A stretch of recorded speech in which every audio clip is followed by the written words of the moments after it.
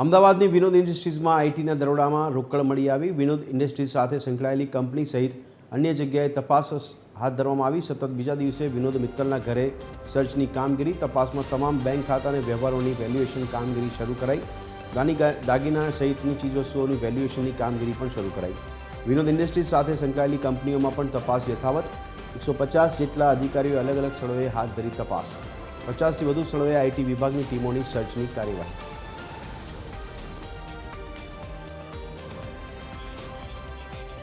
आज अंगे વધુ વિગત આપી રહ્યા છે અમારા સંવાદદાતા મૌલિક ઉપાધ્યાય। મૌલિક, જણાવશો કે આજે સર્ચ ઓપરેશનની કાર્યવાહી હજુ ક્યાં સુધી ચાલશે અને શું શું વિગતો આ તપાસમાં બહાર આવી રહી છે દરોડામાં?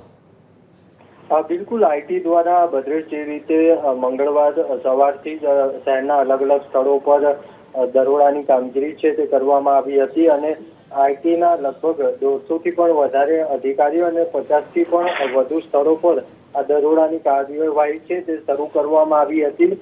આઈટીની જે આ દરોડાની કાર્યવાહી હતી તે વિનોદ ટેક્સટાઇલ ગ્રુપ સાથે સંકળાયેલા વિવિધ સ્થળોએ કરવામાં આવી હતી, જે બીજા દિવસે એટલે કે આજે પણ યથાવત છે તે રહી હતી, જેમાં વિનોદ મિત્તલ, સુરેશ મિત્તલ સહિતના જે લોકો છે તેમના ઓફિસ અને ઘરે આ દરોડાની કામગીરી છે તે ચાલી રહી છે। આ સાથે જ બુલબ્રહન greens golf and country club ખાતે પણ ઇન્કમ ટેક્સની ટીમ છે તે પહોંચી હતી અને તપાસ હાથ ધરી હતી।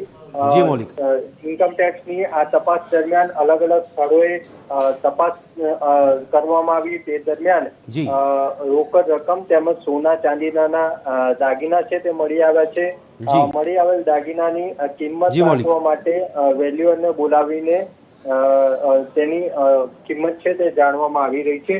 સાથે જ આ સમગ્ર તપાસ દરમિયાન જે અલગ અલગ સ્થળોએ દરોડાની કામગીરી થઈ તે દરમિયાન રોકડ રકમ મળી આવી હોવાનું પણ સૂત્રો દ્વારા માહિતી મળી રહી છે। જી મૌલિક, ધન્યવાદ સમગ્ર માહિતી આપવા બદલ।